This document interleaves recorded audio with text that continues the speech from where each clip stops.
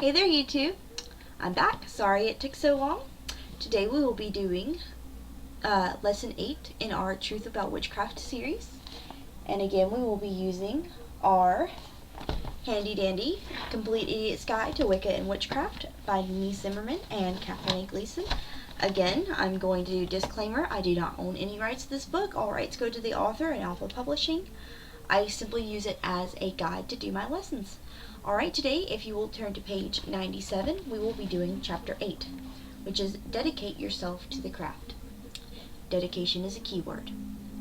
If you are dedicating yourself to Wicca, you are dedicating yourself to a religion. Just like any form of Christianity, whether Catholic or Protestant, just like, any other religion, like a Muslim religion or, anything like that. Very serious business. Alright. At this point, you have spent about a year and a day studying. Like I've said in earlier videos, I don't recommend any less than that. I actually studied for quite some time, more than a year and a day, before I self-initiated. It's always better to have too much than not enough, right? You have to ask yourself some questions before you decide to do this.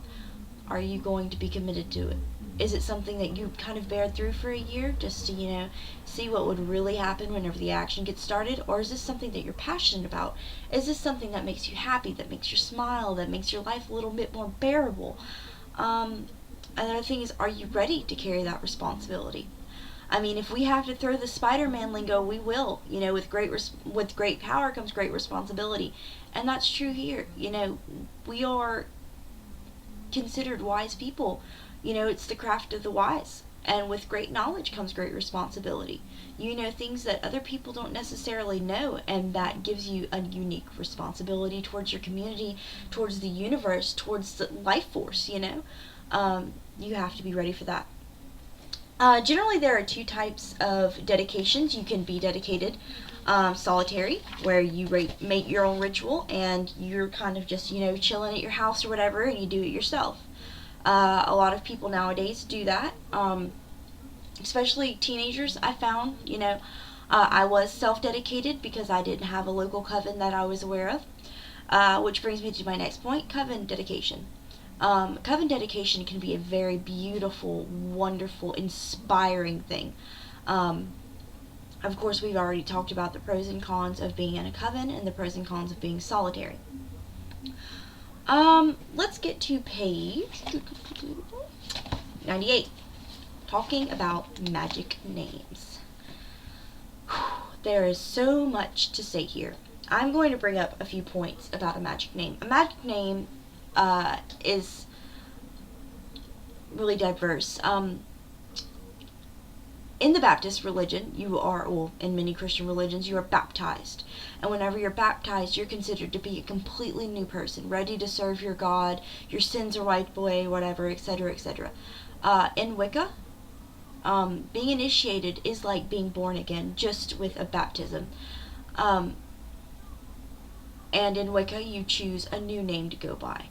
I know some Christian traditions that do that, but this is very predominant in Wiccan and pagan traditions. It is called a magic name. And it's giving yourself a name whenever you're reborn. Another point of magic names is that magic names can change with each degree you go up in. Your initiated name might not be the same as your third degree name.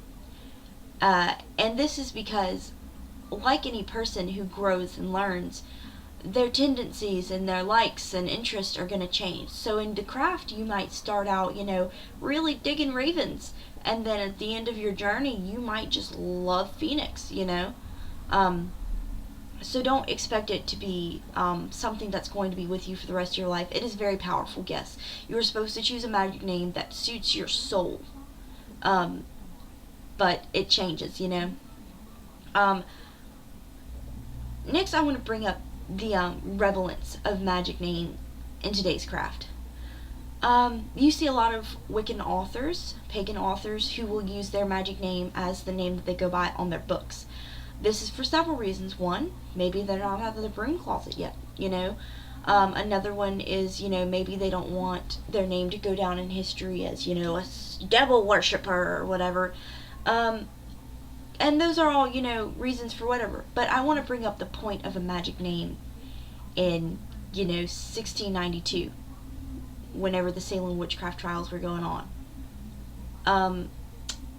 This is because, whenever they did practice any sort of pagan religion, not necessarily, the coined in Wicca or, any old coined in pagan tradition, but anything that was considered blasphemous, they would use what we call a magic name. Could have been called something different then, but this was because, look at you and your coven. You come in, you have a good time, go to your coven stead, do your circle, your ritual, whatever. We have our civil liberties. We're proud to say that we're Wiccan, and we're proud to say that we're pagan. They didn't have that. They would go to coven stead in complete secrecy. That's why it was at the dead of the night. That's why it was in the middle of the woods. Because if someone busted up in there and, caught one of them and said, who was your conspirators? Who was doing this blasphemous act with you? They honestly wouldn't know. This was a way of protection from even their own coven mates. We don't have to use that. You usually choose a magic name with numerology. That's what a lot of, people I know do. A lot of pagans. Another thing is, keep in mind though, this is your magic name. If you have a name that's stuck in your gut and you can't destroy for the life of you, something that calls to you, to your soul, and it doesn't fit your numerology chart, doesn't matter. Also, remember that you're not limited with your magic name. Silver Ravenwolf, that's a pretty unique magic name. She's not limited by that name. She's not limited just to the liking of the color silver or the animal raven or the animal wolf. Also, with your magic name, like I had mentioned, you can change it. If you go to page 103,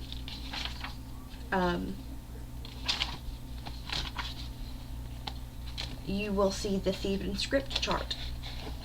Theban Script is a magic alphabet, just like runes or, sigils or just anything like that. Very commonly used. Very good way to coin in power. Also a good way for, secret messages to coven mates. Maybe you live in an area where it's not generally accepted.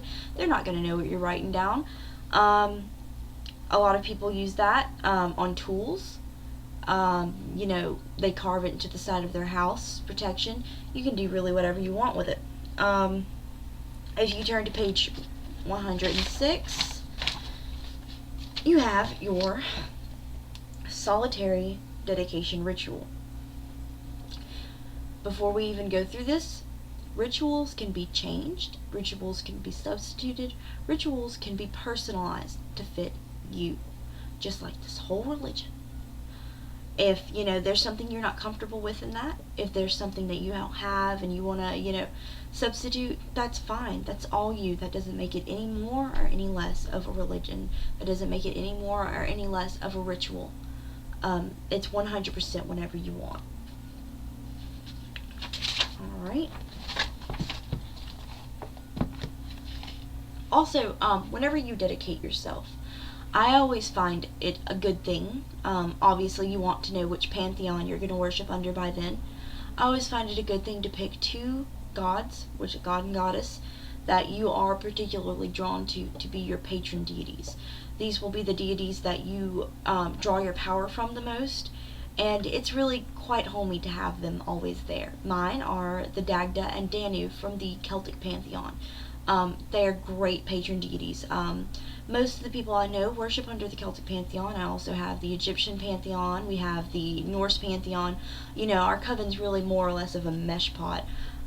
But you need to find whatever's comfortable with you, and I highly suggest using patron deity. Also, whenever you do initiate, I highly suggest that you do it on an Esbat night.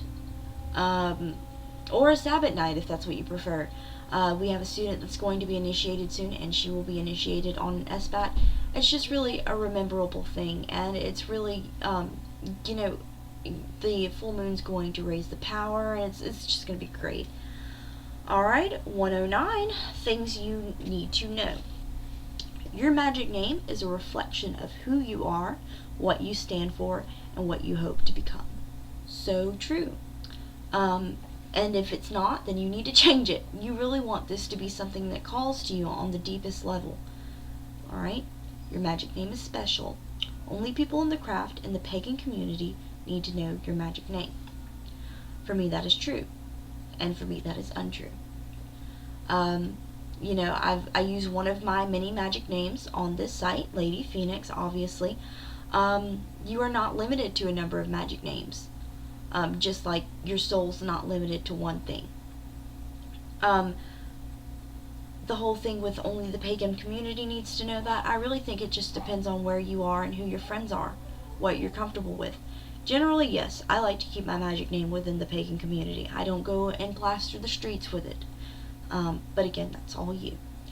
You can use numerology to help you pick your magic name. Very true. It can make it easier. Or harder. Your dedication is a moving experience in which you take your magical name and invite the Lord and Lady into your life. Can't be any more true than that. My initiation, which was a solitary ritual, changed my entire life. Welcoming the God and Goddess into my life was the best choice I've ever made. It's made me so much happier. It's, given me the ability to change things in my life, to make a happier place for me, and to make a happier place for my loved ones. Keep that in mind whenever you decide whether or not you're going to dedicate. Alright, thank you so much for watching. We'll see you next time.